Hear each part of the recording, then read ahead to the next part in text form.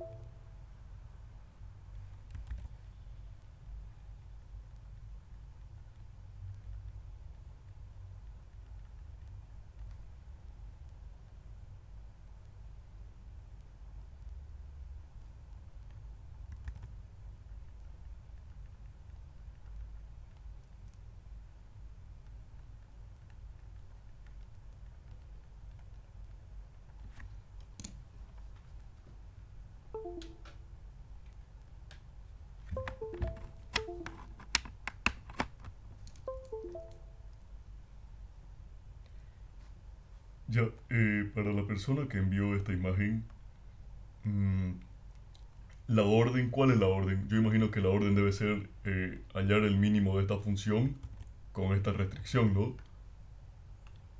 Es que la orden no la mandó, solo mandó el ejercicio.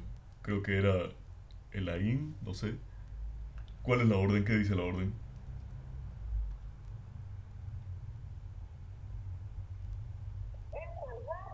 Dice, a partir de las siguientes funciones determinar si contienen máximos, mínimos o contrastigmas. Ya, muy bien. Efectivamente, te pide hallar máximos y mínimos con esta restricción, ¿no ves? ¿O qué dice? Perdón, no escuché bien.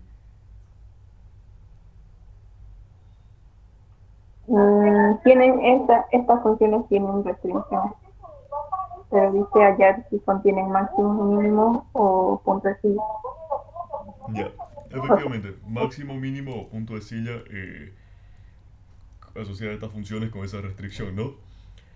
Bien, hay dos maneras de hacer esto. Para resolver las funciones con restricción, podemos hacerlo por multiplicadores de Lagrange o podemos hacerlo por sustituyendo, digamos, ¿no? Y disminuyendo la cantidad de variables de mi función. Ambas son igualmente válidas. ¿Qué pasa? Multiplicadores de Lagrange se puede utilizar cuando la función es implícita, es decir, cuando yo de acá no puedo despejar. En cambio, sustituir y despejar, o sea, no se puede en ese caso, ¿no ve? Pero la mayoría de las veces que le dan las funciones, esto sí se puede despejar y por tanto uno sí puede agarrar y usar ese método, ¿no? Entonces lo vamos a resolver de las dos formas. Despejando simplemente y con multiplicadores de Lagrange. Despejando lo que uno hace es lo siguiente. Despeja cualquier letra de acá, por ejemplo la Y.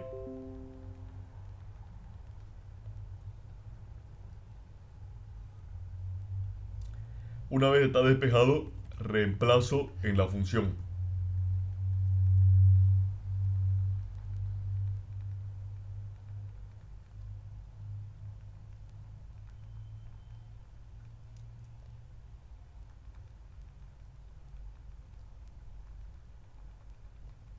Es decir, en vez de la Y escribo 6 menos X. ¿Vale? Y una vez teniendo esto acá, ya uno puede agarrar y minimizar esta función respecto a X, ¿no? ¿Qué pasa? Que si quieren podemos esto acá simplificarlo un poquito.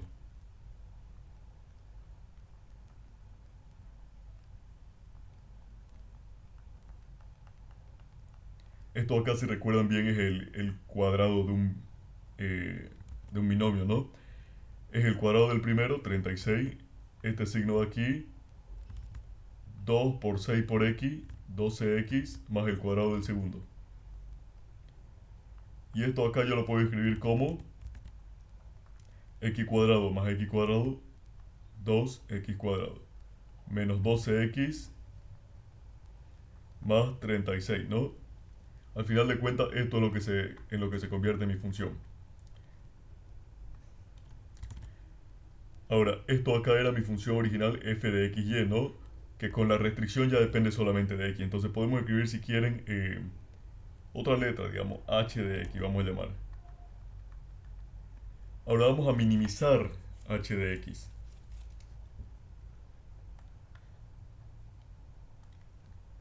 La derivada de h respecto de x. Esto ya es una función de una variable, como pueden ver. Si derivamos esto acá respecto de x, me va a quedar 4x menos 12, ¿no ve? 4x menos 12. Bien. Ahora, ¿recuerdan qué se hacía para hallar mínimo, máximo o punto de silla en una variable? Se igualaba a 0 la derivada, ¿no ve? Y de ahí yo despejo la x.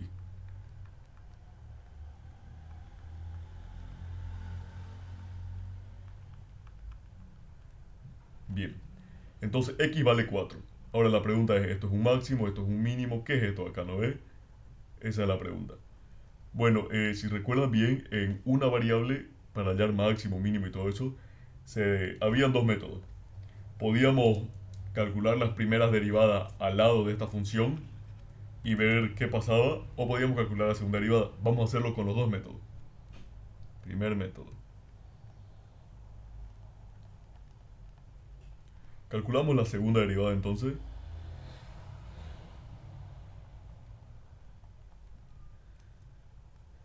Esto va a dar 4, ¿no ve? Ahora, ¿qué decía la regla? La regla dice que yo tengo que reemplazar en la segunda derivada, tengo que reemplazar el valor de x que encontré. O sea, aquí, donde yo vea x, le pongo 4. ¿Qué pasa? Que no hay x, pues no ve. Entonces se queda simplemente el 4 solito. Ahora, si acá dijera, por ejemplo, 4 por x, entonces acá reemplazo x igual a 4 y me queda 4 por 4, acá me quedaría 16, ¿no ve? Pero como no hay x, se queda solito. Ahí está. Ahora, la regla dice que si esto acá es positivo, entonces acá hay un mínimo. Si esto acá es negativo, acá hay un máximo. Y si esto acá es cero, no se sabe qué hay. Y hay que utilizar otros métodos.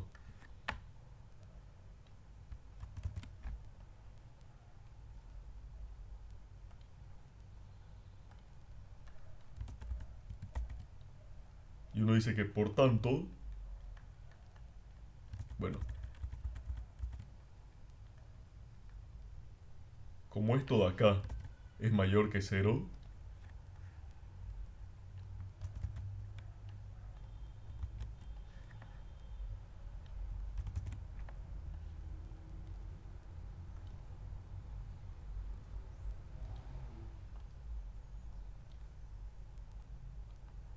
entonces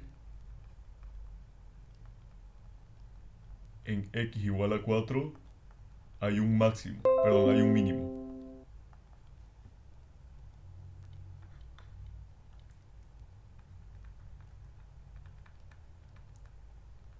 Listo, ¿no ve? En x igual a 4 hay un mínimo. Ya con eso ya hemos resuelto el ejercicio, ¿no? Si quieren también pueden reemplazar el valor de x acá y ver cuánto vale la función, ¿no ve? Es más, hagamos eso también, ¿no? En x igual a 4 hay un mínimo. Ahora reemplacemos el valor de x acá, digamos, en la función original. Reemplacemos el valor de x aquí. Y ustedes me dirán, pero ¿cuánto reemplazo en y? Bueno, como y es igual en este caso a 6 menos x, reemplazo acá, ¿no ve? En definitiva pueden reemplazar aquí si quieren.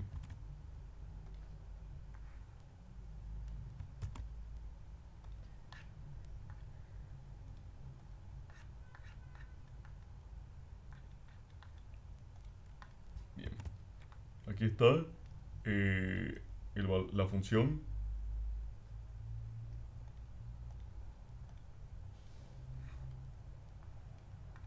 Y vamos a reemplazar. En vez de x pongo 4 al cuadrado más 6 menos 4 al cuadrado. ¿Cuánto vale todo eso? 6 menos 4 es 2. 2 al cuadrado es 4. 4 por 4, 16. 16 más 4, 20, ¿no ves? ¿Cuánto termina valiendo mi función?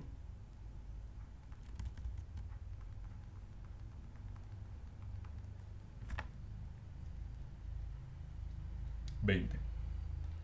Entonces decimos que ¿cuánto vale en x? 4. ¿Cuánto vale en Y? Ah, también habría que ver cuánto vale en Y, ¿no? Bueno, en Y es fácil cuánto vale. Como Y es igual a 6 menos X, entonces en Y vale 6 menos 4, 2. ¿Cuánto vale en Z, por así decirlo? En f de x, y. Si quieren, a esto acá se le puede llamar Z, se le suele llamar Z. Vale 20, ¿no ve? Bien, y decimos que en ese punto,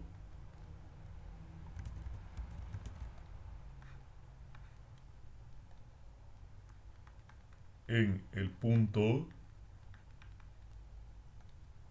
este de acá, hay un mínimo.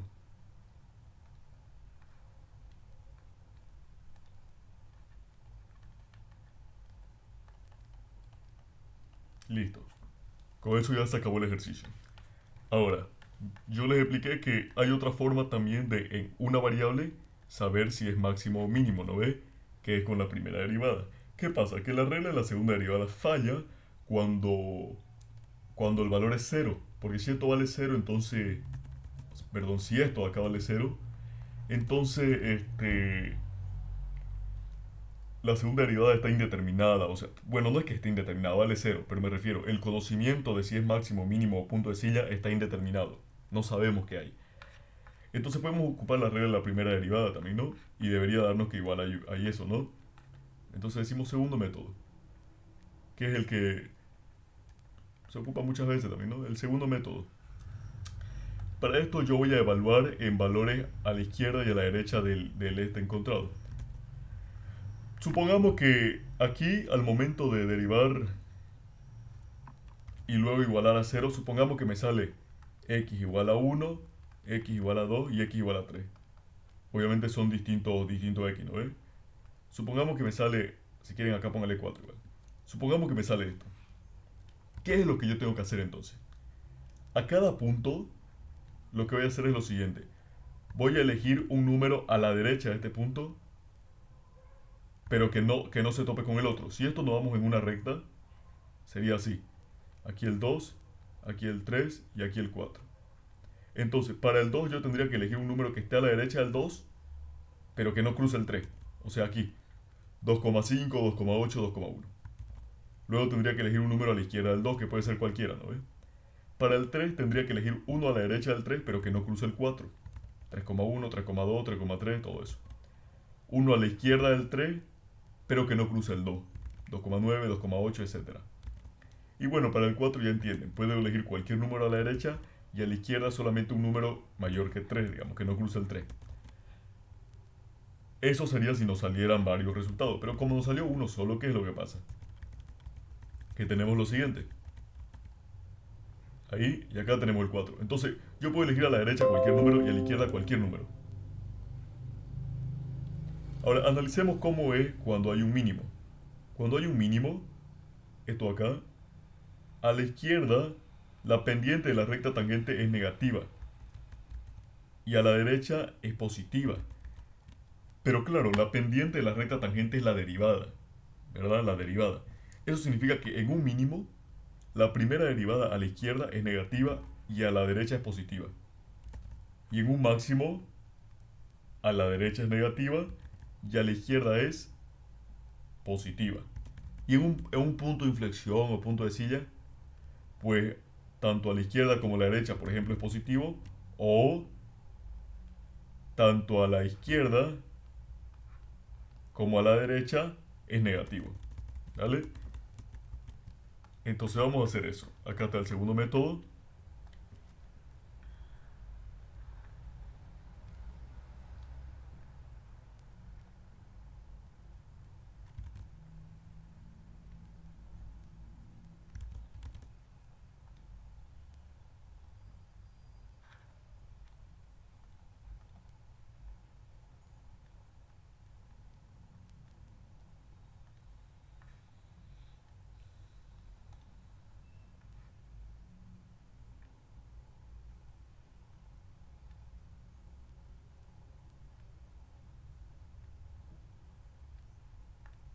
Ya. Si la primera derivada Esto acá es símbolo de la primera derivada, por si acaso. Si la primera derivada a la izquierda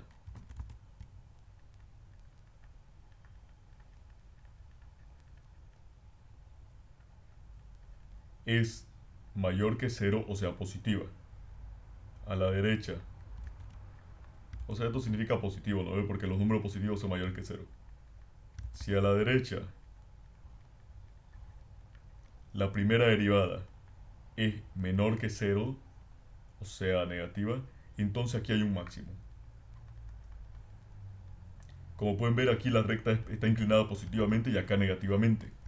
Eso es lo que les estoy diciendo acá. Y aquí este punto es un máximo, ¿no ves? ¿Bien?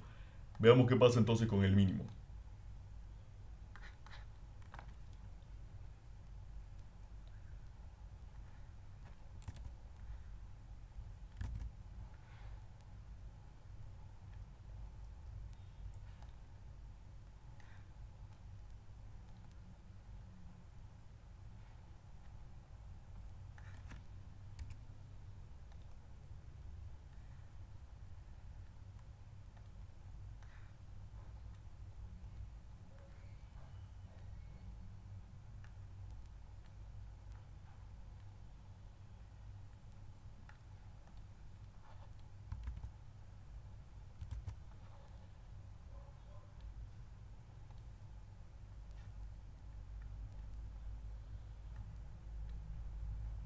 Listo.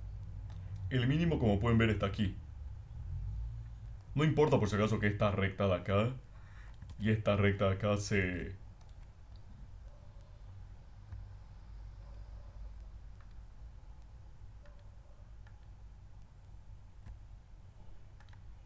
no importa que se crucen, digamos, ¿ya? No importa que se crucen. De hecho, se van a cruzar, sí o sí. Arriba igual se cruzan, eso es lo que yo no... Uno no las dibuja así.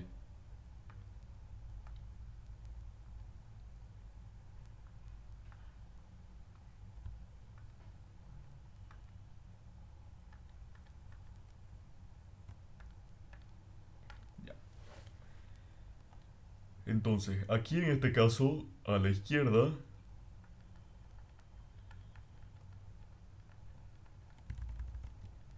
o sea, esta de acá, ¿qué es lo que tengo? Tengo que la primera derivada es negativa. Y a la derecha, ¿qué tengo a la derecha? Que la derivada es positiva, ¿no ve? La recta está inclinada positivamente. Por tanto, acá hay un mínimo. Ahora, ¿qué pasa si, por ejemplo, qué pasa si yo tengo lo siguiente?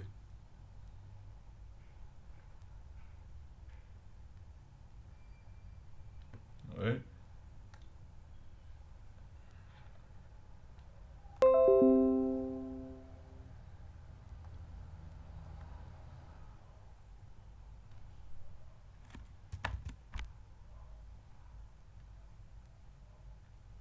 fíjense. Para empezar, quiero recordarles que estos puntos de acá, ese punto máximo, este punto mínimo y este punto acá, este punto de inflexión que le dicen, o también bueno, sería como una especie de punto de Cilia, ¿no? En una variable, ese tipo de punto se llama punto crítico y es punto donde la primera derivada vale cero. ¿Qué significa que la primera derivada valga cero? Que la recta es completamente horizontal ahí. Fíjense, horizontal, horizontal, y acá es horizontal. ¿Vieron? Tanto en el mínimo como en el máximo, como en este punto de acá, punto de inflexión, la recta es horizontal, ¿vale? Y que la recta sea horizontal significa que la primera derivada vale cero. Entonces, cuando la primera derivada vale cero, puede ser máximo, puede ser mínimo o puede haber punto de inflexión. Eso lo tienen que saber, ¿vale? Entonces, eso es lo que estamos analizando nosotros, qué es lo que hay. El análisis que hicimos acá del primer método con la segunda derivada me dice cuándo hay mínimo y cuándo hay máximo, pero no me dice cuándo hay punto de inflexión. Además, si la segunda derivada vale cero, no sé nada, digamos, no sé si hay mínimo, máximo o punto de inflexión. Entonces este método es un poco incompleto, ¿no? pero es más rápido. En cambio, el segundo método sí o sí me va a decir qué es lo que hay. Eso en primer lugar. En segundo lugar, claro, este punto acá se le conoce como punto de inflexión, pero no todos los puntos de inflexión tienen primera derivada cero. Es decir, si la primera derivada es cero, puede haber máximo, mínimo o punto de inflexión. Pero si hay punto de inflexión no quiere decir que la primera derivada valga cero. Por ejemplo, los puntos de inflexión son puntos donde la función cambia de concavidad, ¿ya? Entonces, no siempre, digamos, vale cero la primera derivada. Por ejemplo, aquí hay un punto de inflexión, porque la función cambia de concavidad. Pasa de tener esta forma así como abierta así, a tener esta forma como abierta así. Y en este punto de inflexión, la pendiente de la recta es así. No es horizontal, entonces ahí la derivada no vale cero. Espero que se haya entendido eso. Igual cualquier duda me dicen nomás. Yo repito cuantas veces sea necesario.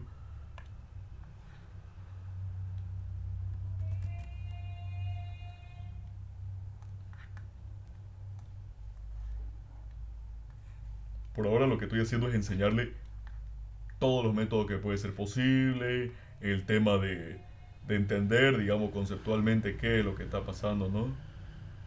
Eso es muy importante también.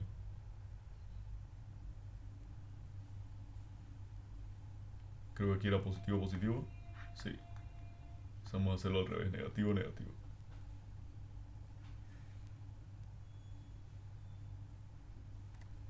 A ver. Ya. Eso lo vemos después. Primero hagamos este. En este caso, a la izquierda, este es el punto de análisis por si acaso. Punto donde la derivada vale cero. A la izquierda, ¿qué tengo yo? Tengo que la primera derivada es positiva. Aquí vale cero, pero a la izquierda es positiva. ¿No ves? O sea, mayor que cero. Y a la derecha, ¿cómo es? También es positiva.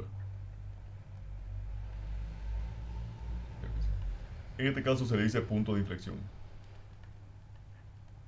Pero ya saben que no todos los puntos de inflexiones cumplen con esto, ¿no?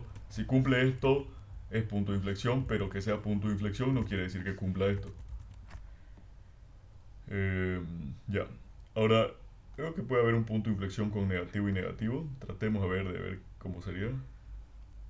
Algo así sería, ¿no? Ahí y ahí, digamos.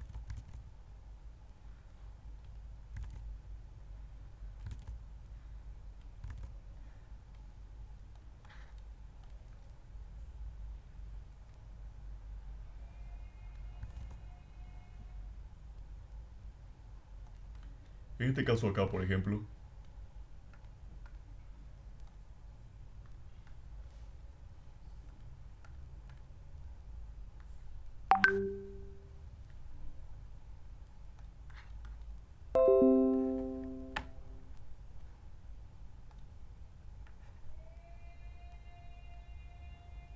mi punto de análisis es este de aquí, donde la derivada se anuló. ¿Cómo es a la izquierda? Es negativa, ¿no ves? ¿Cómo es a la derecha? También es negativa.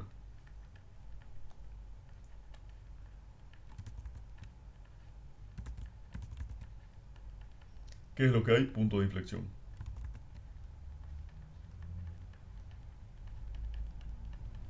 Listo, ahora con este análisis, que es toda la teoría para el tema de el segundo método, que este primer método se llama de la segunda derivada.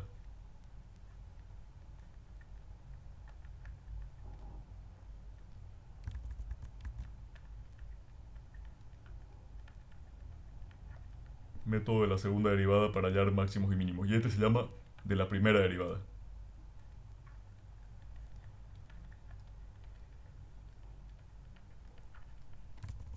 Obviamente con ambos métodos debe salir lo mismo, ¿no? Ya con el primer método nos salió que era un mínimo, ¿no? Entonces acá debería salirnos también un mínimo. Entonces hagamos el segundo método. ¿Qué es lo que dice el segundo método? Tomemos la derivada.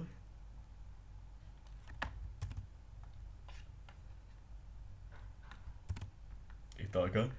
Y nuestro número en la recta es 4. El número que nos salió es 4, ¿no ve? Cuando igualamos esta derivada a 0. Bueno, no tiene sentido 4, ¿no? Era, a ver, 2 dividido entre 4 es 3, pues no. A ver. Ah, aquí no sé por qué. Esto era 4. A ver. 4, 3. 4x menos 12, el 12 pasa a sumar, el 4 pasa a dividir, 12 dividido entre 4, 3. Es 3, ¿no? Entonces, aquí sigue permaneciendo el 4, no hay ningún problema. Acá ya sería 3. Aquí no cambia nada. Acá tampoco. Bueno, aquí pongo 3.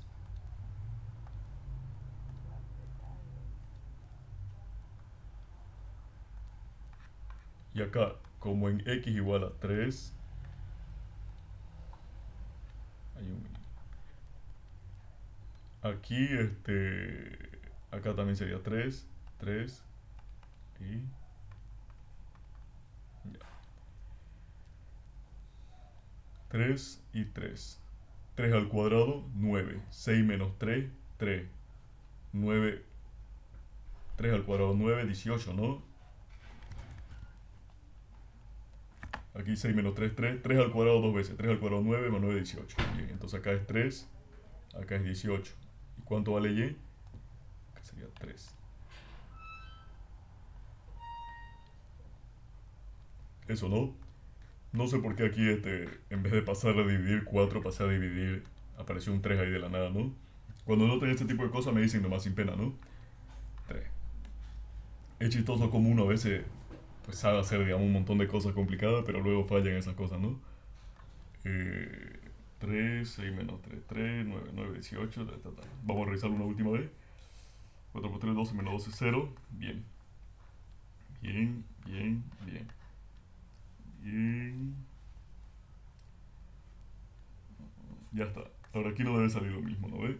Entonces nuestro punto es un 3. Y solo salió un 3, no salió nada más. Entonces yo puedo elegir cualquier número acá y cualquier número acá. Que se encuentre dentro del dominio, obviamente. Por ejemplo, si mi dominio dice solo podés elegir números mayores a 0, entonces no vas a elegir menos 5, digamos. No tiene sentido, ¿no? Pero en este caso, esto acá es un polinomio, de hecho es una recta. Y su dominio es todos los reales. Puedo elegir cualquier número. No hay restricción de dominio. Entonces elijamos cualquier número a la izquierda, por ejemplo 0, y cualquier número a la derecha, por ejemplo, no sé, 4.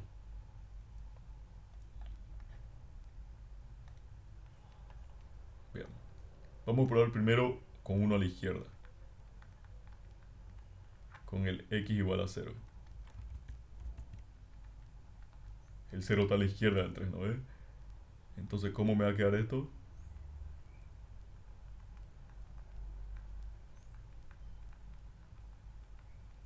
Me dio menos 12. Ahora veamos a la derecha. Por ejemplo, el 4.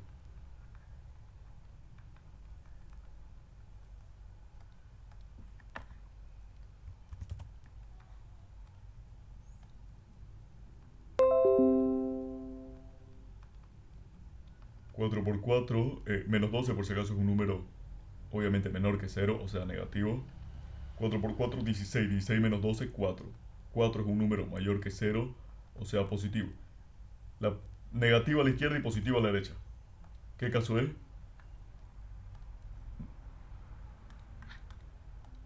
Negativo a la izquierda, positivo a la derecha. Es un mínimo, ¿no ves? Entonces decimos que hay un mínimo.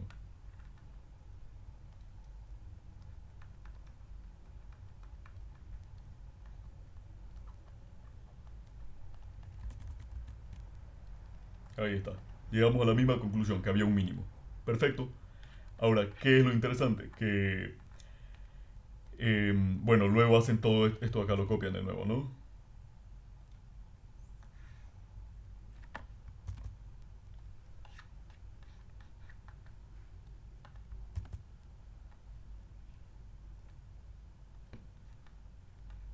Bien, hay un mínimo. Entonces, esos son los... el método que yo recomiendo es ¿no? Tener la función. Fíjense que no es largo, realmente no es largo, es solo que yo estoy explicando bien todo, digamos. Tener la función, tener la restricción, de la restricción despejar alguna y reemplazar en la función, y luego convertirla función de orden menor, ¿verdad? Y de esa manera llegamos a la conclusión si es mínimo o máximo, ¿no? Ahora, hay otro método, el método de los multiplicadores de Lagrange, que ahorita también lo vamos a hacer, que consiste en calcular el gradiente de mi función f y decir que es proporcional al gradiente de mi restricción g, ¿no? ¿Y cuál es la cosa? Que, bueno, de acá van a salir ciertas ecuaciones que cumplan eso y de ahí saco ciertos valores, ¿no? Y luego hay una condición relacionada con el hessiano para determinar si es un máximo o si es un mínimo, ¿no? Entonces vamos a hacerlo así también, a ver, o si no pasamos nomás al siguiente, pero a ver, vamos a buscar cuál era, no me acuerdo cuál era la condición, ¿no? Con el hessiano. Mm,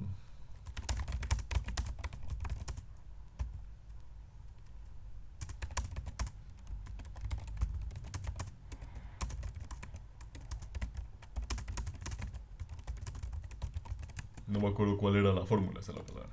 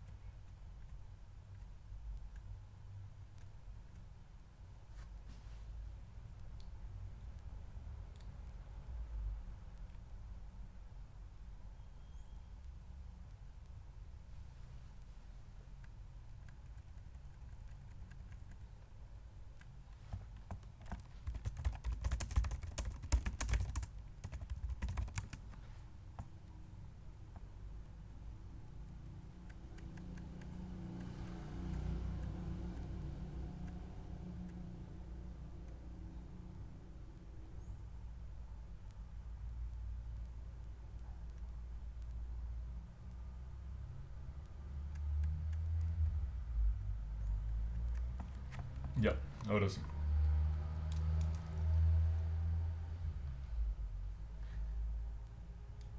Vamos a resolverlo el tema entonces con el método del hessiano, ¿no?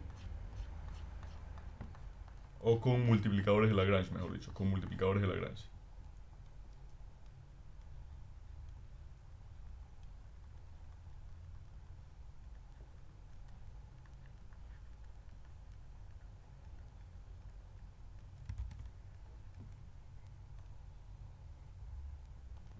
Listo, seguimos adelante entonces. Como les dije, el método que yo recomiendo es este que estoy haciendo, ¿no? Tengo mi función, tengo mi restricción, reemplazo una y yo aplicaría el de la primera derivada acá. Y listo.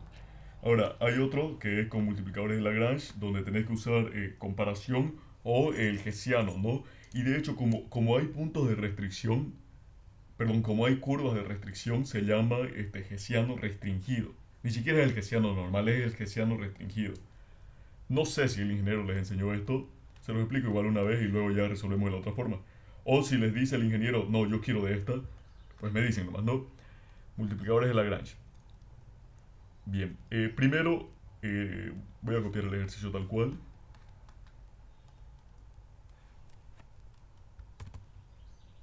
Tienen que anotarse la fórmula. Ahí está, este es el ejercicio tal cual, ¿no? En multiplicadores de Lagrange lo que yo necesito es, de acá, despejar mi función.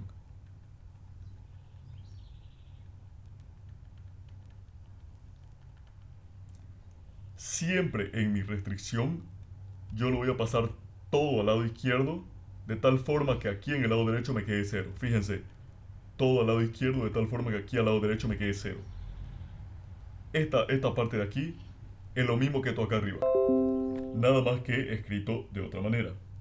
Pero es importante que hagamos eso, porque una vez yo lo tengo así, entonces yo digo que esto de acá es la función g de x y. Bien. Ahora voy a calcular el gradiente de mi función f.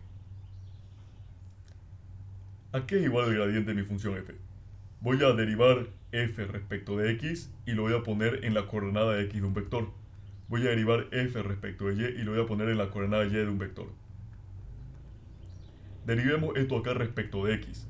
Respecto de x esto vuela, porque es y, no importa. Y la derivada de x al cuadrado es 2x. Respecto de y ahora derivemos. Esto acá vuela y la derivada de y al cuadrado es 2y. Bien, entonces el gradiente de mi función f es eso. Ahora calculamos el gradiente de mi función g. Que bueno, ya intuyen que es, ¿no ves? Derivo g respecto de x. Esto vuela, esto la derivada de x respecto de x, 1. Derivo g respecto de y, 1. Ahora lo que voy a hacer es igualar ambas funciones. Decir que son proporcionales y ese valor de proporcionalidad es lambda. Al final de cuentas, esto acá son vectores, si se dan cuenta, ¿no? Son vectores. Cuando yo pongo esta flecha significa vector. Y cuando estamos hablando de restricción y todo eso, resulta que, digamos, el gradiente, que sería el equivalente a la derivada, digamos, en varias variables, es proporcional en ambos, ¿no?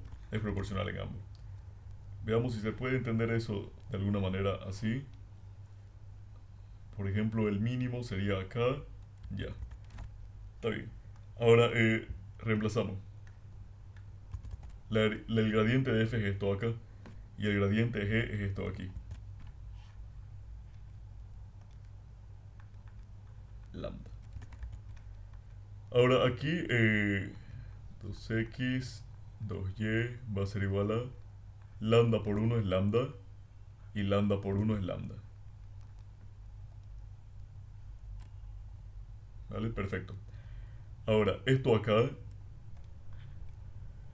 me va a dar la siguiente ecuación. 2x lo igual a lambda. Esto es primera ecuación. 2y lo igual a lambda. Y claro, yo aquí tengo x, y, me falta otra. ¿Cómo despejo lambda? Digamos, necesito otra ecuación. Bueno, la otra ecuación es esta de aquí. Es la restricción.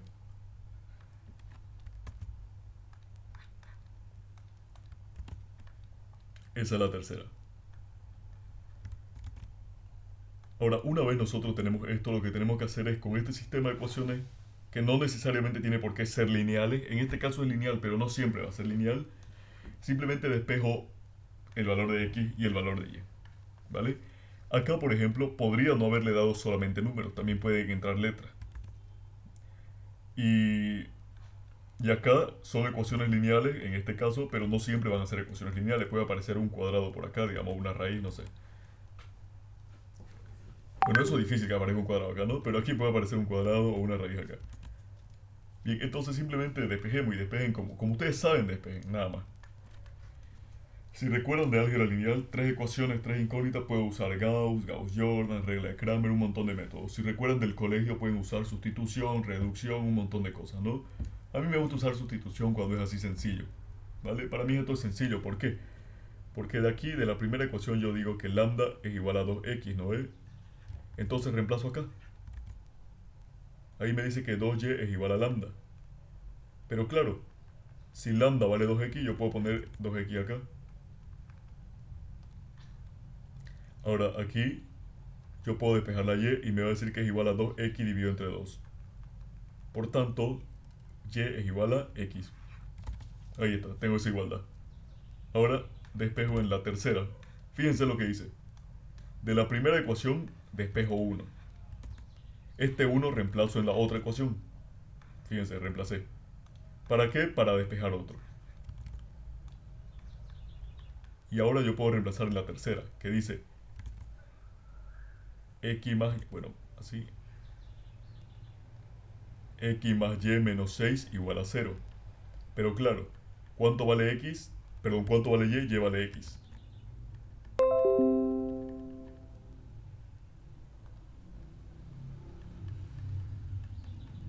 X más x, 2x menos 6 igual a 0. 2x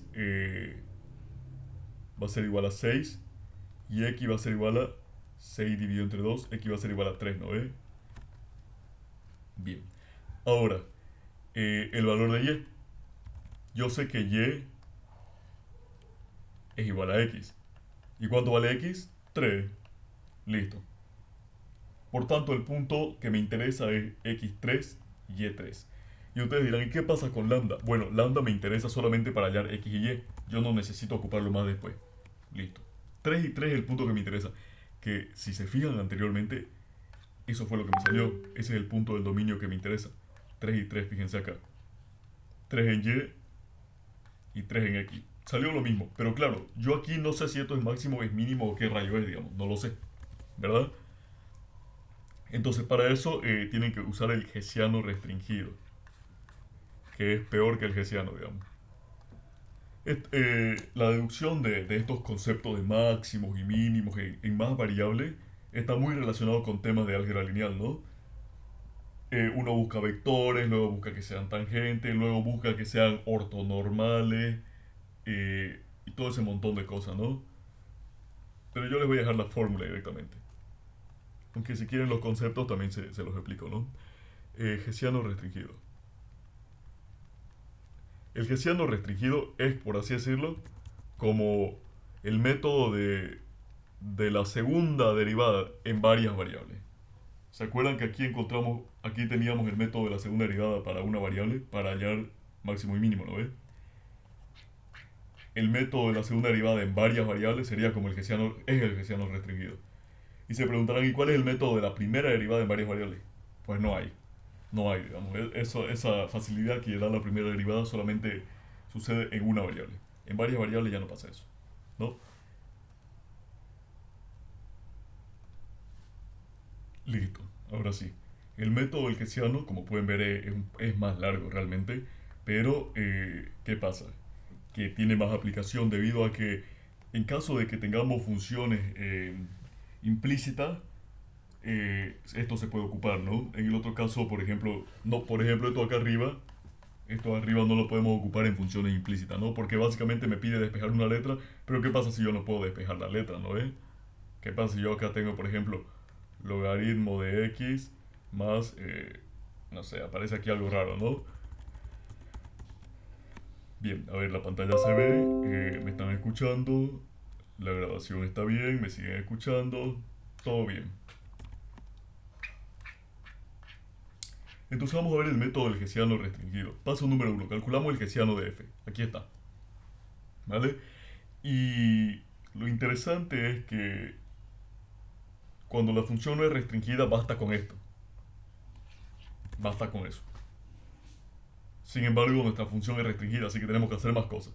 Calculamos el gradiente de la restricción, o sea, esto de aquí. Luego necesitamos hallar un vector b, que yo no conozco, que sea ortogonal al vector b, al vector g. Es decir, que su producto punto valga 0, si recuerdan de álgebra lineal. Después voy a hacer una normalización, ¿no ve? De tal forma que mi vector b en realidad es una ortonormalización, ¿no? Quiero que sea ortogonal a g, pero además quiero que sea de norma 1, por eso se llama normalización. Para que sea de norma 1, es decir, sea unitario, simplemente divido entre su propio módulo. Esto es opcional, pero es usual, digamos. Es cómodo.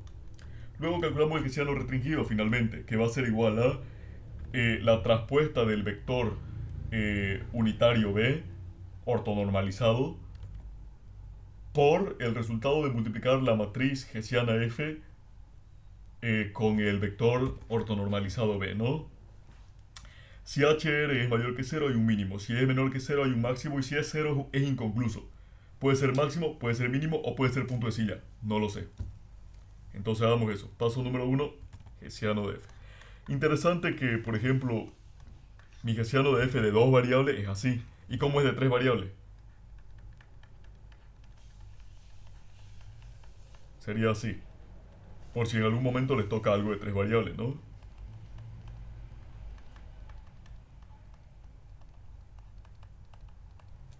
Fíjense, x, toda la fila aparece x y cambia x, y, z. Toda la fila aparece y y cambia x, y, z. Toda la fila aparece z y cambia x, y, z en la columna, ¿no? Esto es para 3 variables. Y para 4 variables se extiende aquí, ¿no? En 2 variables es este determinante y demás, ¿no? En más variables pasan cosas raras, digamos, ¿no? Pasan cosas raras. Este es el determinante del hessiano, porque si mi matriz hessiana es esta de aquí, digamos, así. Esa es mi matriz hessiana. Ahora, el determinante de mi matriz hessiana es así. Eso es lo primero. Obviamente no vamos a aplicar todo esto que les estoy enseñando con cada ejercicio que hagamos. Simplemente le estoy explicando todas las formas posibles de resolverlo, ¿no? Ya luego vamos a elegir la que a nosotros nos guste o la que diga su docente. Mi función f la tengo acá.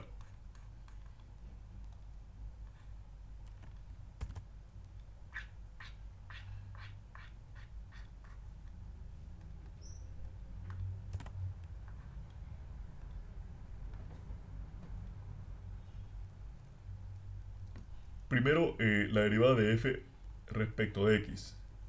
Esto va a ser 2x claramente. Luego, la derivada de f respecto de y. Esto va a ser 2y claramente. Ahora, el que ya nos pide en realidad la segunda derivada, ¿no? Esperen, en tres variables. A ver. XX, XY, XZ. Ah, ya, está bien, está bien. YX, YY, Z, ZX, ZY, ZZ. Ujú.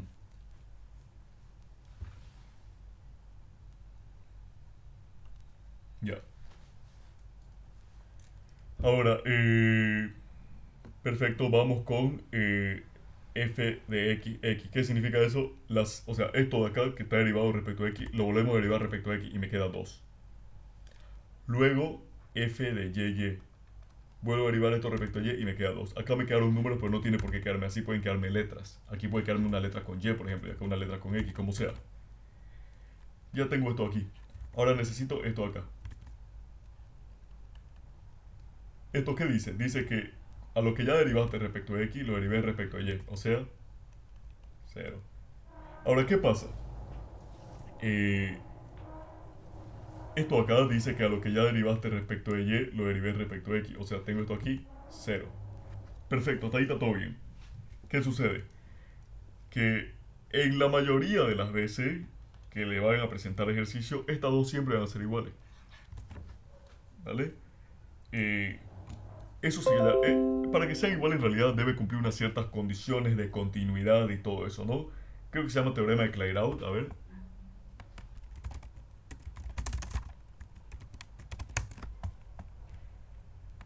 Sí, ese, ¿no? Ese. También conocido como teorema de Schwarz, establece que si la segunda derivada parcial de una función de varias variables son continuas en un punto, entonces el orden en que se toman las derivadas parciales es irrelevante. En otras palabras, si una función f tiene segunda derivadas parciales continuas, entonces se cumple esa igualdad que le estoy diciendo. Importante lo de continuas, ¿no? Entonces, repito, esto acá, en la mayoría de los casos que le van a dar, va a ser igual. No he visto hasta ahora ejercicios que no sea igual en la universidad. Pero en realidad no tiene por qué ser así. Porque para eso se debe cumplir la función de continuidad de las segunda derivadas parciales en el mismo punto. Y eso, pues puede no pasar, digamos, ¿no? Pero la mayoría de las veces pasa. Entonces, escribimos. Eh, la mayoría de las veces, a mí me gusta explicar bien así todo este tipo de cosas a los estudiantes, ¿no? Porque si no, hacen las cosas por hacer, digamos, sin fundamento, sin entender qué está pasando. La mayoría de las veces va a pasar esto. Se llama teorema de Clairaut.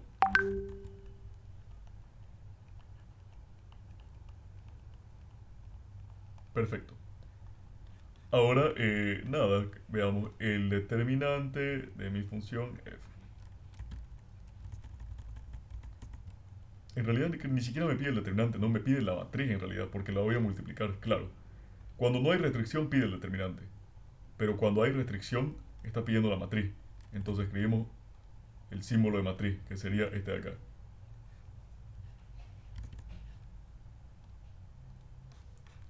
Y acá también.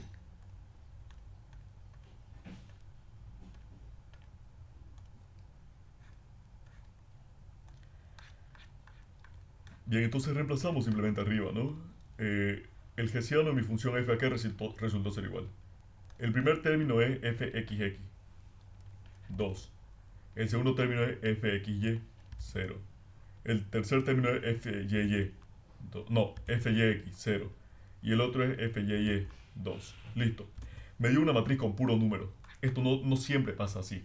A veces pueden aparecer letras por acá, ¿vale? A veces aparecen letras. Hasta ahí, perfecto. Ahora, ¿qué pide el segundo paso? El gradiente de la restricción. Eso ya lo tenemos por el método de... Bueno, en realidad hasta aquí no lo tenemos, digamos. Lo calculamos ya en el método de Lagrange. Pero supone que este es otro método, ¿no? No, perdón, estamos en el método de Lagrange. Sí lo tenemos. Está aquí. Tanto este de aquí... A ver... Ah, ya. Aquí hicimos sin Lagrange. Y acá tenemos con Lagrange, ¿no? Acá ya lo tenemos resuelto, entonces el gradiente de mi función es eso.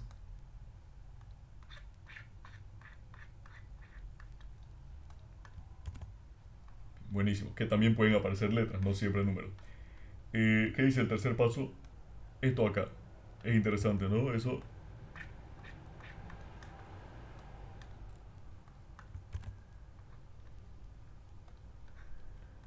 Bien, veamos. Eh, producto punto del vector b. ¿A qué va a ser igual? A por 1 A. P por 1 B. Así se calcula el producto punto, ¿no ve? Se multiplica primera coordenada con primera coordenada, segunda coordenada con segunda coordenada. Y el resultado es un número, no es un vector, es un número. No vayan a cometer el error de poner así. No. A por 1 A. B por 1 B. Listo. Ahora, esto acá que pide, pide que lo iguales a 0, ¿no? Igualarlo a 0, dice. Lo igualo a 0. Ahora, de acá despejo una letra. Tengo una ecuación, fíjense. Una ecuación. La pregunta es, ¿cuánto vale entonces B? Pues lo que queremos hacer es hallar B tal que sea ortogonal a G. Y para eso debe cumplir esta condición. Entonces hay infinitas soluciones, digamos cualquiera. Por ejemplo, yo voy a despejar de acá B. B va a ser igual a menos A.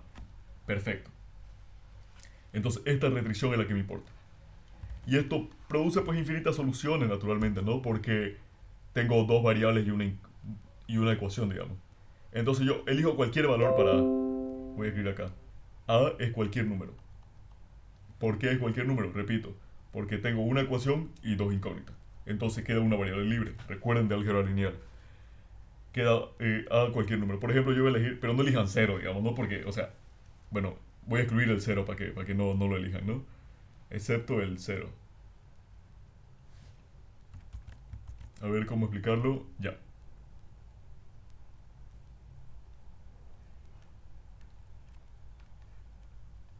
Es que A sí puede ser cero, pero lo que no puede ser cero es todo el vector. Sí puede pasar, por ejemplo, que tengamos 1, 0, digamos, eso está bien. Listo, entonces, en definitiva, el vector B puede ser cualquier vector tal que cumpla esta condición, es decir, esta condición, pero que no sea 0, 0. Porque, o sea, obviamente el 0, 0 es ortogonal a todo, ¿no ve? Si recuerdan de álgebra lineal, no sé si ya llevaron el tema de espacios vectoriales, pero el espacio nulo es ortogonal a todos los espacios.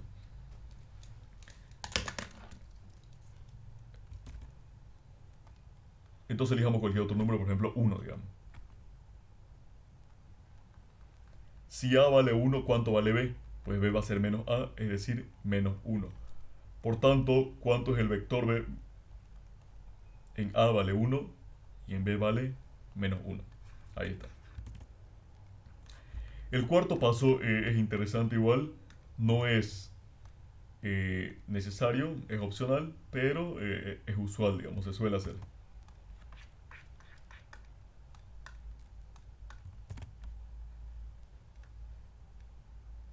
Se llama normalización, ¿no? Yo calculo la norma de B. Aquí es igual la norma de un vector, o también se le dice el módulo, el tamaño. Elevo cada componente al cuadrado y elevo la otra componente al cuadrado. Y saco la raíz cuadrada de todo eso. Esto es la raíz cuadrada de 2. ¿No? Ahora yo tengo que aplicar esto aquí.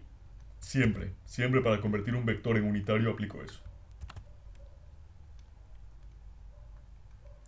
¿Cuánto vale el vector B? Vale 1 en X menos 1 en Y. Por si acaso, decir esto es lo mismo que decir esto aquí, ¿no?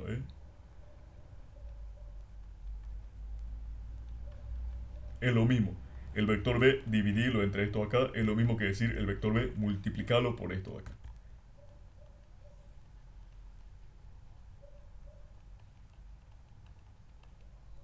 ¿Cuánto vale entonces la norma de b? Vale raíz de 2. ¿Cuánto vale el vector b? Vale 1 y menos 1. Por tanto, el vector unitario b, ¿cuánto vale? Vale 1 dividido entre raíz de 2 y menos 1 dividido entre raíz de 2. ¿No ves? Voy a multiplicar esto por esto y esto por esto. Aquí está. Ahora vamos con el siguiente paso.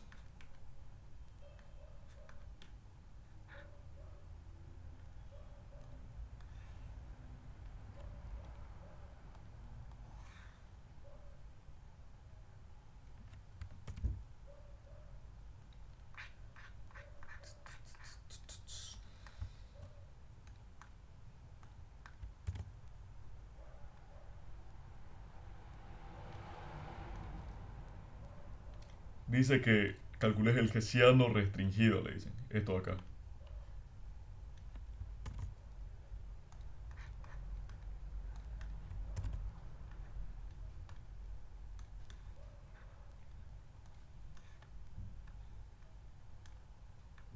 ¿Cuál es el vector unitario b tangente? Es esto acá, pero escrito de... Bueno, aquí vamos a ver primero cómo lo interpreta el normal, si es así o es así. Porque creo que en realidad este acá ya está perpendicular, ¿no? En todo caso habría que, digamos, volcar los vectores. Ahorita le voy a mostrar. Porque si están las direcciones volcadas, este ponemos aquí y aquí lo ponemos normal, ¿no? Ya. La idea es que primero hagamos esta parte de acá. Esto aquí. Así que primero hacemos eso. Hessiano la función por el vector unitario.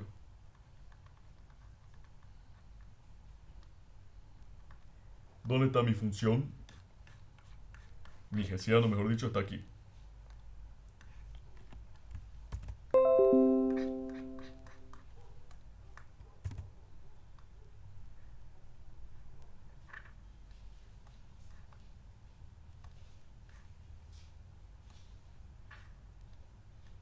Ahí está. Ahora, ¿dónde está? Esto acá, ¿qué tiene? Tiene dos filas y dos columnas, ¿no es así? Si ustedes recuerdan bien, de álgebra lineal, de multiplicación de matrices, para que dos matrices se puedan multiplicar, el número de columnas de esta debe coincidir con el número de filas de esto acá. Entonces, yo acá tengo que tener algo que tenga dos filas. Entonces me va a pedir el traspuesto en realidad. Quiero el traspuesto acá. Así. Ya vamos a cambiar entonces la fórmula. Pasa que yo los vectores los acostumbro a anotar horizontal.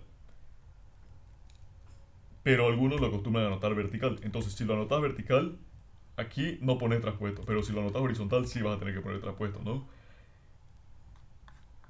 Ahí está el vector. Este es el vector unitario. ¿Y cuál es el traspuesto? Pues lo que es fila, convertirlo en columna.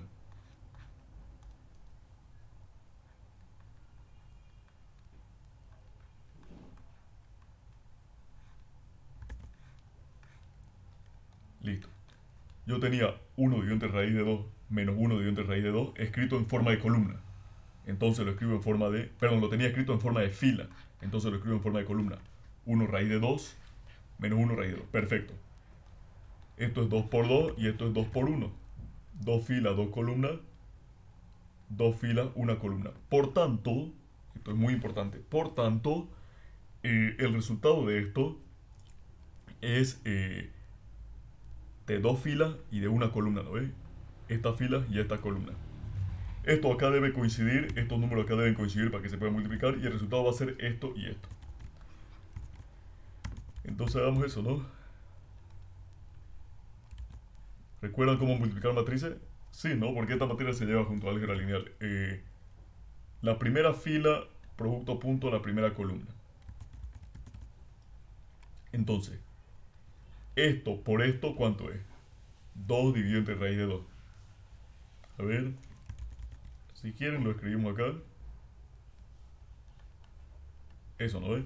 esto por esto, 2 dividido entre raíz de 2. Pero esto se puede escribir más bonito, ¿no? Si yo multiplico raíz de 2, tengo esto.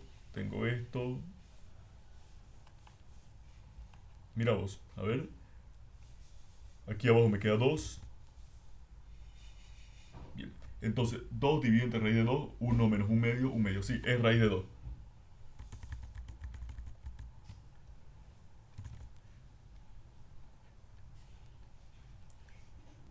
Ahora, 0 por menos 1 dividido entre raíz de 2, 0. Y luego hago lo mismo acá, ¿no?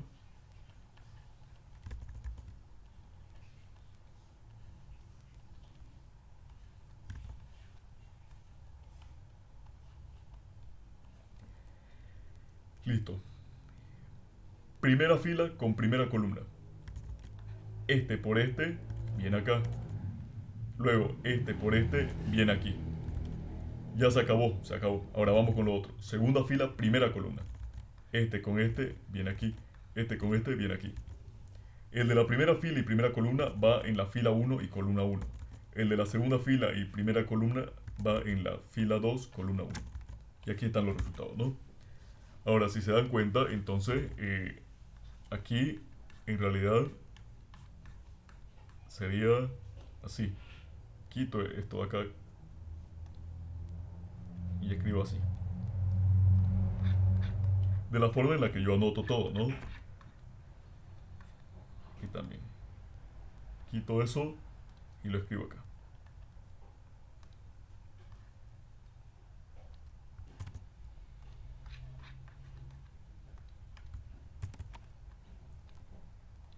Listo, ahora, el vector unitario f, ¿dónde está?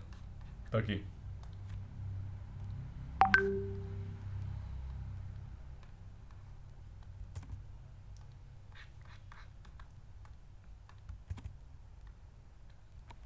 Si quieren quitan la coma igual, pero lo escriben así bien separado. Voy a multiplicar por todo esto acá. Hessiano de f, ahí está. Por esto de aquí.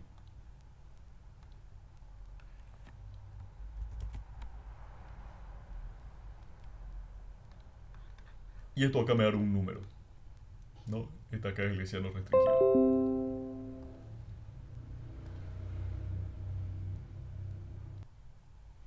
Listo, entonces siguiendo, lo que pasó fue que aquí, fíjense, esto y esto. Esto por esto está aquí y esto por esto no es eso de ahí, no es el negativo. Porque más por menos, menos. O sea, ahí viene eso. Bien, y aquí viene esto acá. Bien. Por tanto, este por este está aquí y este por este va a ser así. Esto es 1, esto es 1, 1 más 1, 2, ¿no es? Ya. Uf. Ahora, ¿qué es lo que sucede? Que aquí nos dio un número, obviamente.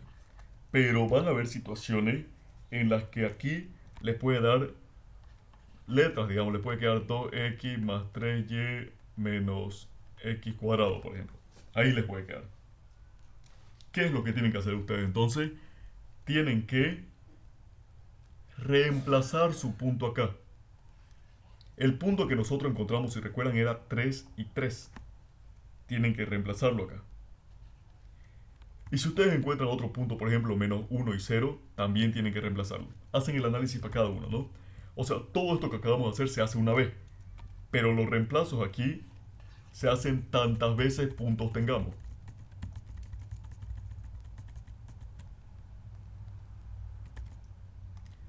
Entonces decimos, el hessiano restringido lo vamos a reemplazar en nuestros puntos, en 3 y 3, porque eso fue lo que encontramos arriba.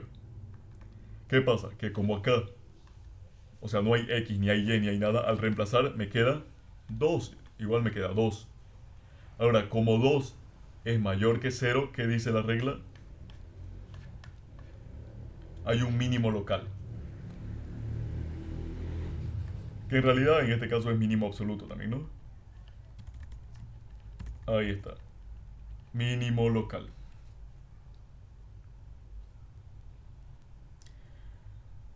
Ahora nos vamos a la función original.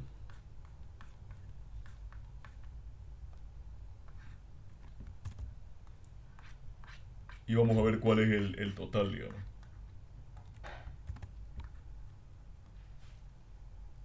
¿Cuánto vale X? 3. ¿Cuánto vale Y? 3. Resultado, 18. Por tanto, en 3 en X, 3 en Y y 18Z hay un mínimo local.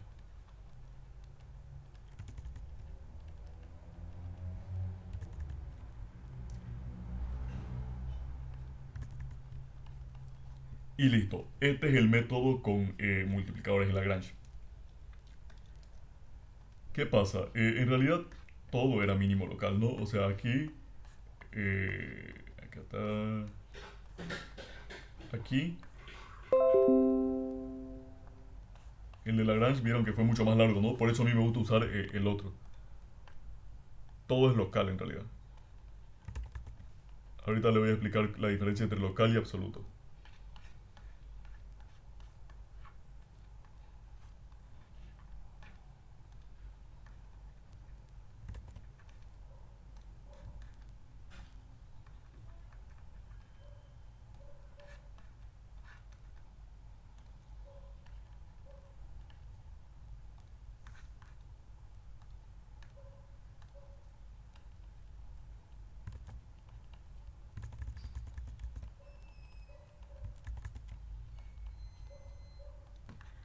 Listo, entonces mínimo local acá, mínimo máximo local, mínimo local, mínimo local acá también.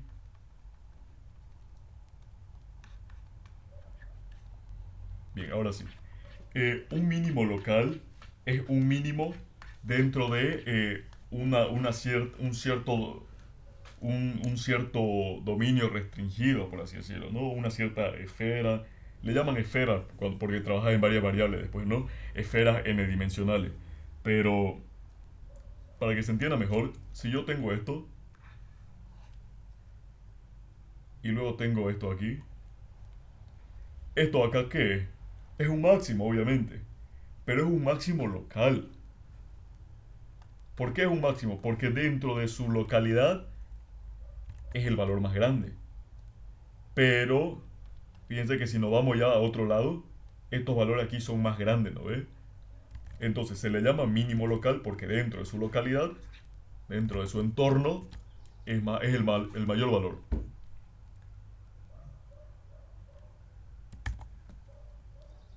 Esto acá también es un mínimo local porque dentro de su entorno también es el valor mayor.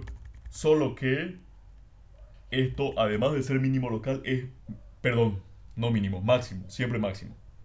Esto acá es un máximo local porque dentro de su localidad, dentro de su entorno, es el valor más grande. Esto acá también es un máximo local porque dentro de su localidad, dentro de su entorno, es el valor más grande. ¿Qué pasa? Que este de aquí no solo es el más grande de su entorno, es el más grande de todito. Entonces se le llama máximo absoluto. Todo lo que les he enseñado siempre detecta los mínimos y máximos locales. Para saber si son absolutos hay que hacer otras cosas. Pero en este tipo de ejercicio les pide usualmente local. Y si les pide absoluto, les pide de manera muy fácil. Ahorita les voy a explicar cómo, por ejemplo. ¿Vale? Eh, ya. Qué cansancio. Eh, entonces, mínimos y máximos locales. Siempre con estos métodos obtenemos mínimos y máximos locales. Para saber si son absolutos, se hace otra cosa. Que ahorita les voy a explicar, digamos, algunas de las cosas que se hacen, ¿no? Un máximo o mínimo local, perdón, un máximo o mínimo absoluto también es local, pero no todos los locales son absolutos. Esto y esto son locales, pero este es local y no es absoluto. Este es local y sí es absoluto. Ahora, puede pasar que yo tenga un máximo local y no tenga un máximo absoluto. Por ejemplo,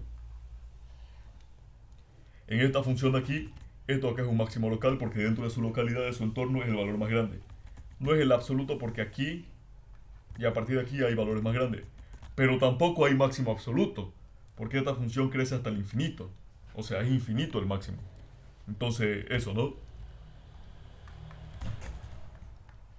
Uy.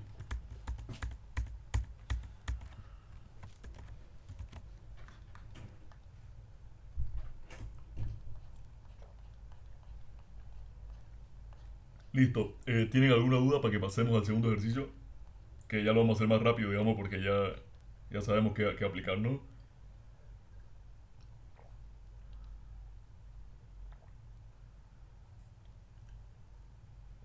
Vale, si no hay duda, vamos con el segundo entonces.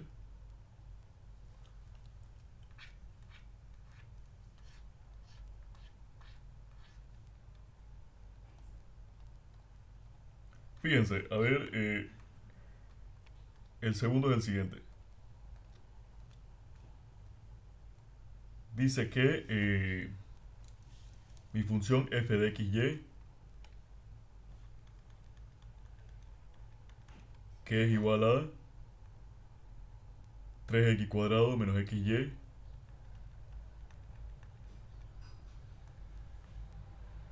más 4y al cuadrado.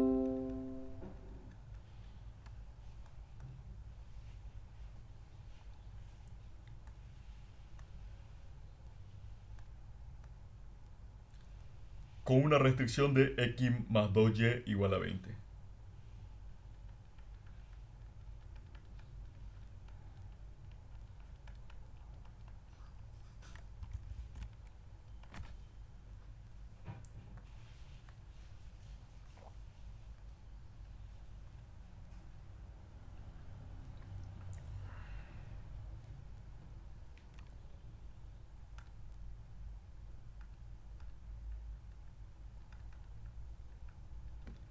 Ya, vamos a hacer este ejercicio. Para que vean que se hace fácil y rápido, vamos a empezar. Son 9:35 más o menos. Vamos a empezar entonces, ¿no? ¿Qué pasa? Que en el anterior ejercicio tardé mucho porque obviamente expliqué de todo, ¿no? Ahora simplemente esto lo hacemos más rápido. Tengo mi función, tengo mi restricción. ¿Yo de mi restricción puedo despejar alguna letra? Sí. Por tanto voy a usar eso que yo hice al inicio, ¿no ve? Me voy y despejo una letra cualquiera, por ejemplo la X.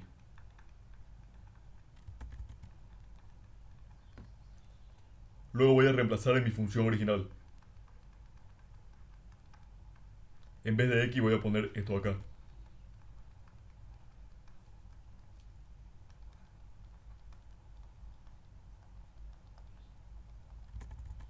Cuidado con confundir el 4 con la y al cuadrado, ¿no?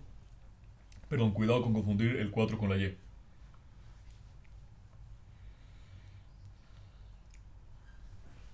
Bien.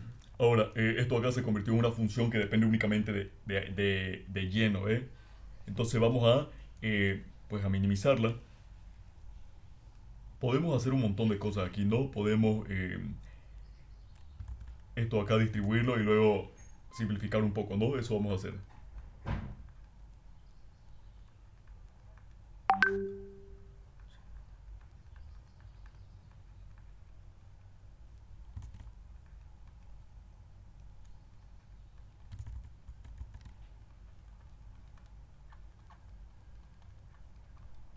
Listo.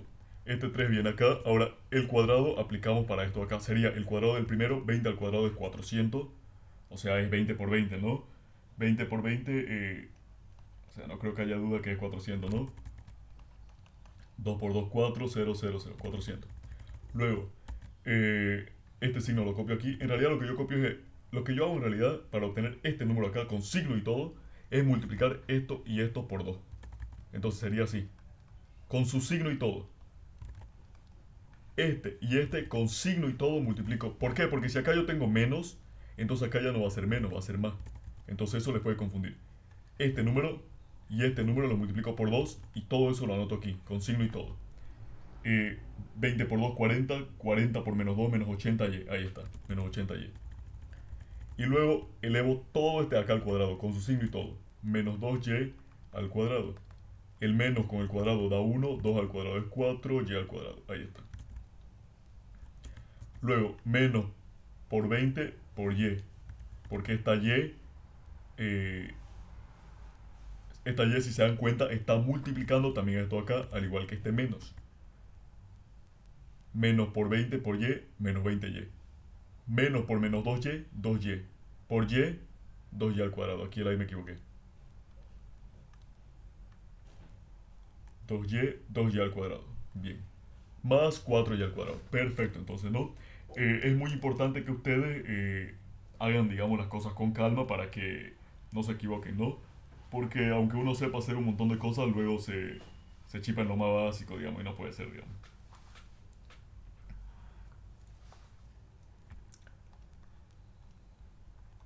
3 por 400, 1200. 3 por menos 80, menos 240y. 3 por 4, 12y al cuadrado.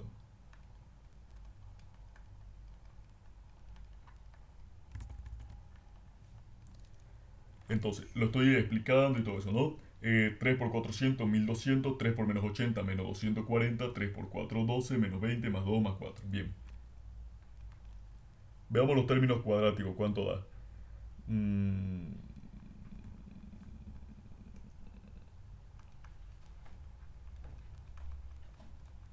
ya.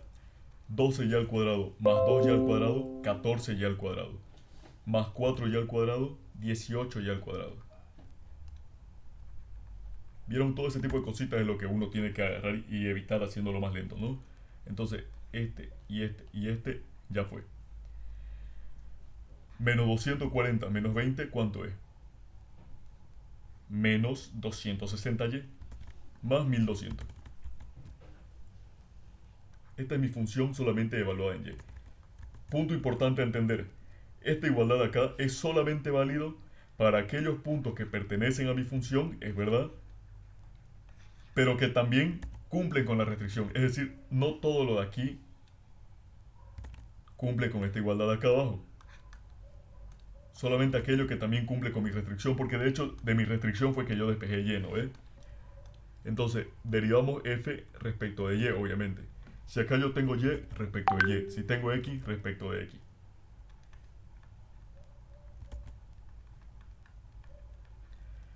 La derivada de 18 ya al cuadrado, el 18 me lo quedo y el 2 baja. 18 por 2, 36. Y, 2 menos 1, 1.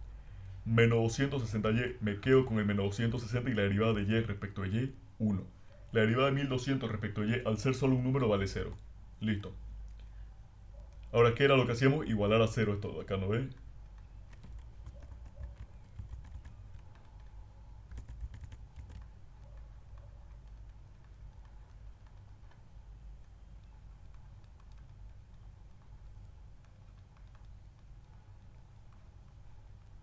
Ya. Igualo a 0, despejo la y, el menos 260 lo paso a sumar y el 36 después lo paso a dividir. 260 dividido entre 36. Eso de ahí lo metemos a calculadora. A ver.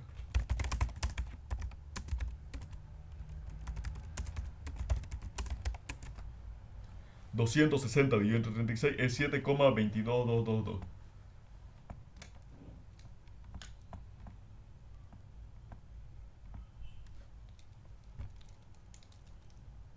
Pero tratemos de escribirlo de otra manera. A ver, 180, la mitad es 180, la mitad es 18, la mitad es 90, la mitad es... no, la mitad de 180 es... Sí, 90. La mitad de 18 es 9, pero acá me quedaría 10, ¿no? Hay algo mal ahí. A ver, alguien tiene que entrar.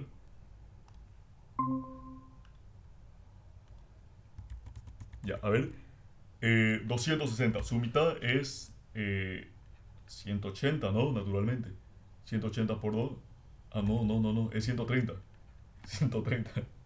Es que es muy chistoso como uno hace muchas cosas, pero después le falla en esto, ¿no?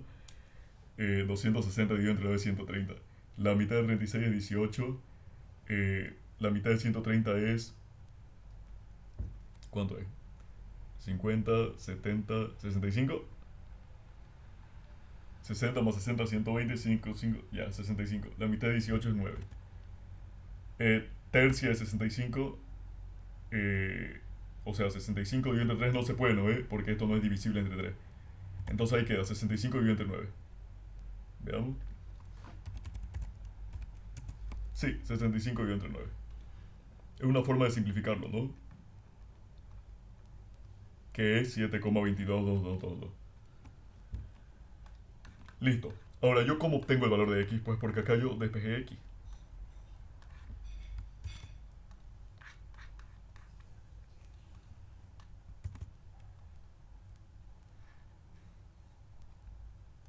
Aunque no es necesario ahorita, ¿no? Más adelante lo vamos a obtener. Ahora, cuestión. Ya tengo en qué valor de y yo voy a obtener, digamos, el máximo o el mínimo, lo que sea que haya. ¿Cómo lo hallo ahora?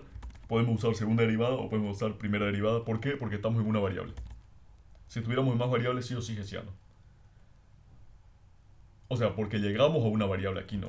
Porque llegamos a una variable. Eh, pero si usáramos multiplicadores de Lagrange sería con hessiano. Ahora usemos el de la primera derivada, ¿no?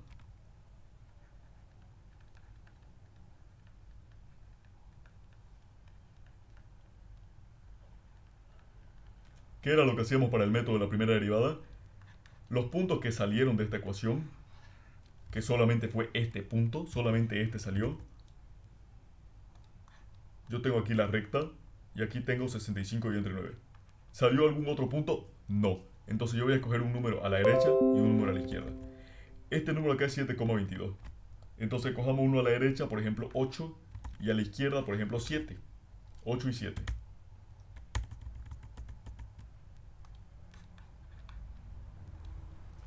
Bien, a la izquierda vamos a escoger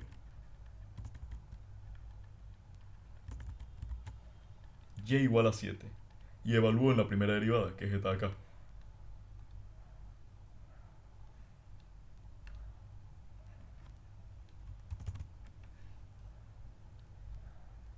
Bueno, no igualada a 0, obviamente, ¿no? O sea, esto acá es la primera derivada. Hasta aquí es la primera derivada. No es que la primera derivada siempre vale 0. No, no, no. Quizás por eso puede confundir un poco esto, así que vamos a hacerlo así. Vamos a hacer ahí, ahí, ahora sí. Listo, esto es la primera derivada. Lo igualo a 0 para obtener mis puntos críticos, que solamente me salió este, digamos. Ahora, en el método de la primera derivada, evalúo en la derivada un número a la izquierda y uno a la derecha. El número a la izquierda es 7.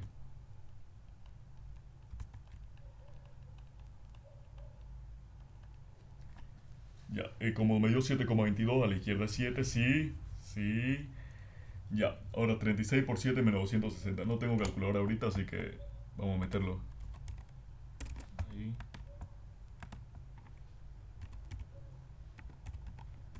Listo, estoy multiplicando 36 por 7 menos 260 y eso me da menos 8.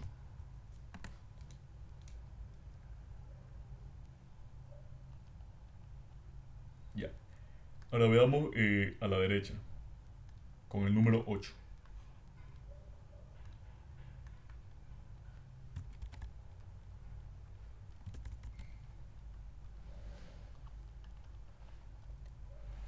36 por 8 menos 260. 36 por 8 menos 260.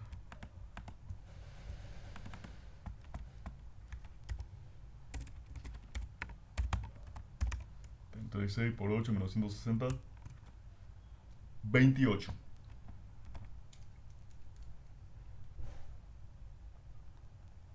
Esto menos 8 es menor que 0, es decir, negativo. Y este 28 es mayor que 0, es decir, positivo. Si recuerdan arriba, cuando teníamos negativo y positivo, ¿qué era? Máximo, ¿no ves? Ahí está, miren. A la izquierda, negativo, perdón, mínimo. A la derecha, positivo, es un mínimo, mínimo local. Izquierda, pero aquí yo tengo izquierda negativo, bien, derecha positivo, mínimo local. Ahora sí podemos reemplazar en esta función de acá.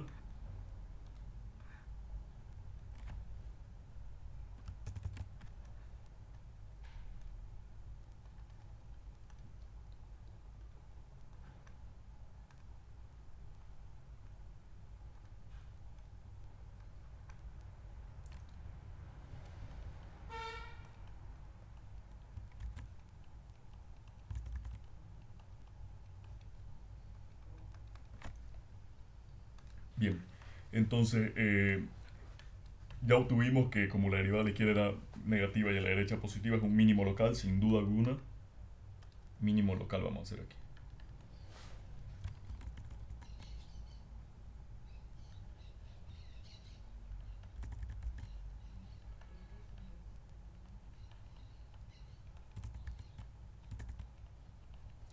Ya, ahora, hallamos el punto completo, ¿no? X es igual a 20 menos 2y, esto lo saqué de aquí arriba.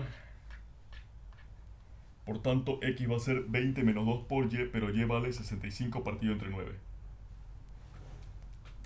Y ya está. Ahora eso lo tendríamos que meter a calculadora, pero no tengo, así que vamos a...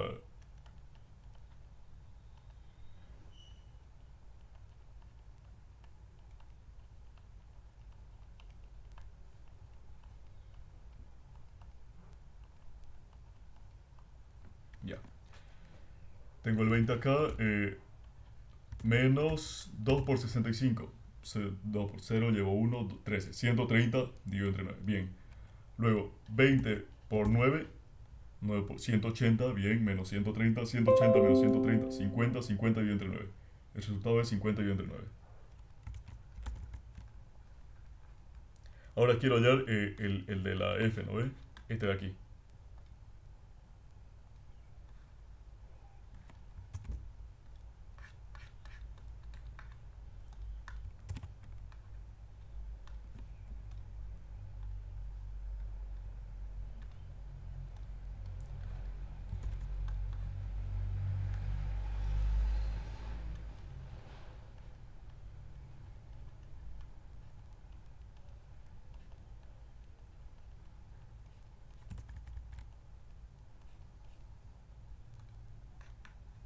La Y, 65 entre 9.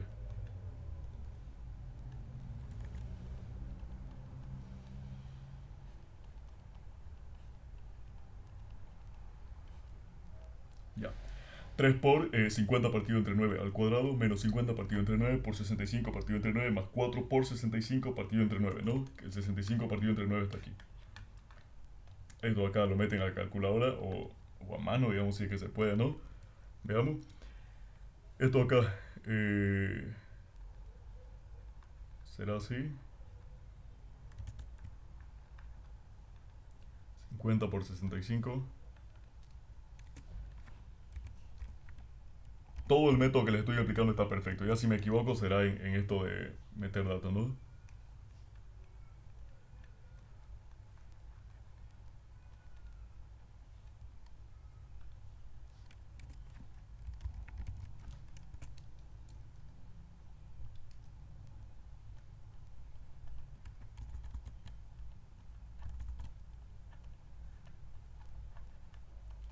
Ya.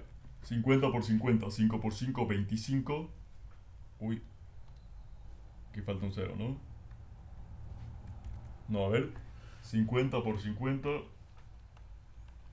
5 y 5, 25, 0 y 0. Ahí está, 2500. Luego 2500 por 3 es 7500. No sé de dónde saqué 500, la verdad. Ahí me faltó el 7. Ya.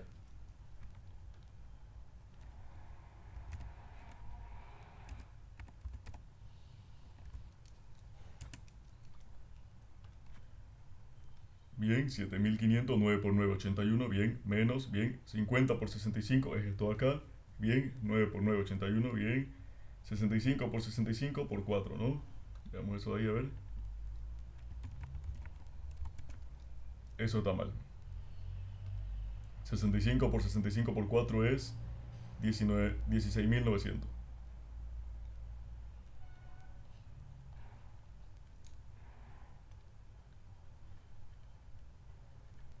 En realidad ya prácticamente terminamos el ejercicio, ¿no? El ejercicio se acaba sin explicar fácilmente en menos de 10 minutos. Y explicando en unos 15, digamos, ¿no?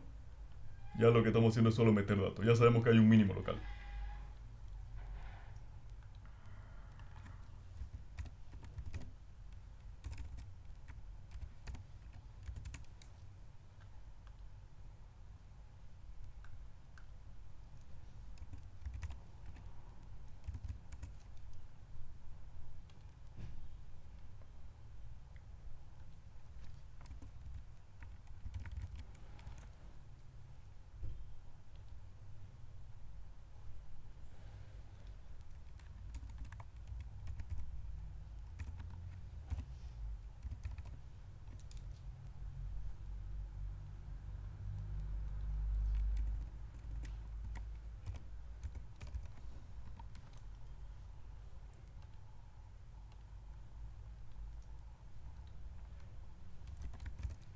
Listo, entonces sería 16.900 más 7.500 menos 3.250.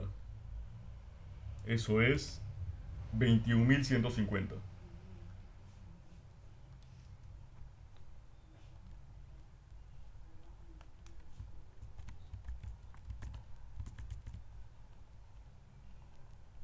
Dividido entre 81, ¿no? No sé si alguien tiene calculadora para que meta esto, por favor, y diga cuánto da. Porque lo quiero en fracción, no lo quiero en número, digamos.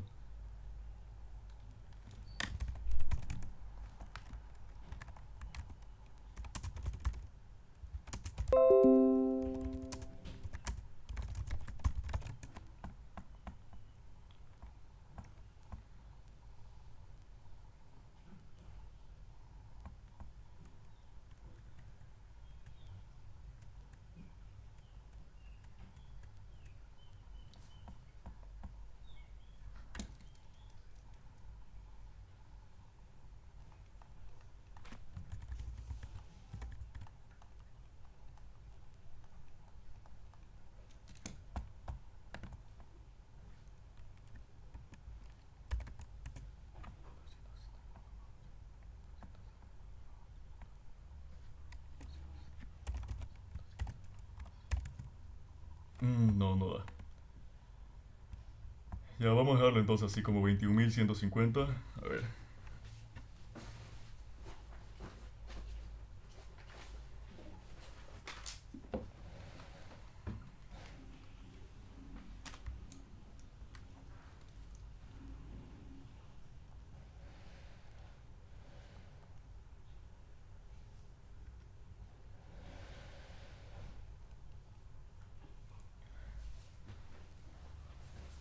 Listo.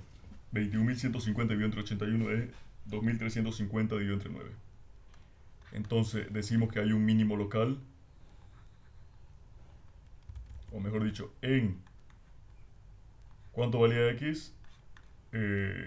50 partido entre 9.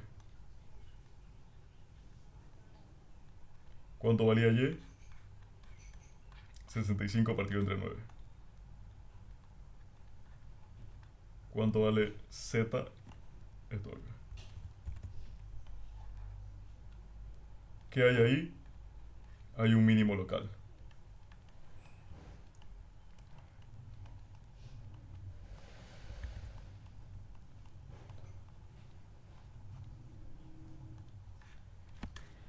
Listo. Entonces ahí está, ¿no? Ahorita acabamos en 20 minutos el ejercicio. Pero bueno, estoy explicando y todo, ¿no? Y aparte estaba sin calculadora, pero ya lo metí. Es corto, es fácil de hacer. Simplemente tienen el ejercicio. Aquí casi siempre le van a dar algo que puedan despejar. Despejan y meten acá. Luego hallan en una variable nomás. Y ya está, ¿no? Es fácil este tipo de ejercicio. 59, 65, 9 y 2359. Todo el método que les he explicado es perfecto. De ahí no creo haberme equivocado en multiplicaciones o divisiones porque lo revisé, pero tal vez no, porque estaba sin calculadora igual. Eso, ¿no? Entonces acá hay un mínimo local. Bien. Ahora vamos con los ejercicios que mandaron de derivadas parciales. ¿Vale? De derivadas parciales.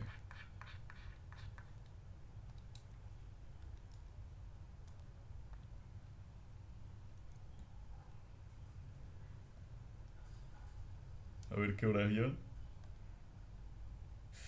Las 9:57 ya. Vamos a ver si se pueden hacer en poco tiempo, lo hacemos. Si no, lo dejamos nomás para la próxima clase, chicos. Que vamos a tratar de que sea lo antes posible, ¿no? Tienen que mandar ejercicio y todo eso, ¿no?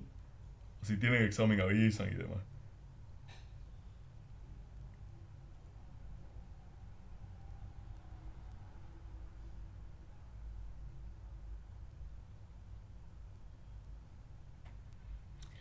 No, está largo nomás. Está largo. Entonces eso, ¿no? Hoy hemos visto bien y con mucha precisión el tema de máximos y mínimos con restricciones. Les expliqué un montón de fundamento y todo. Con este video quedan hachas, digamos, para ese tipo de temas. Y hicimos ejercicio, ¿no? La siguiente clase que voy a tratar de que sea antes del próximo fin de semana. eh, Vamos a ver el tema de derivadas parciales, ¿no? Por definición. Y ahorita mismo les subo la clase y el video. Y que tengan buen sábado.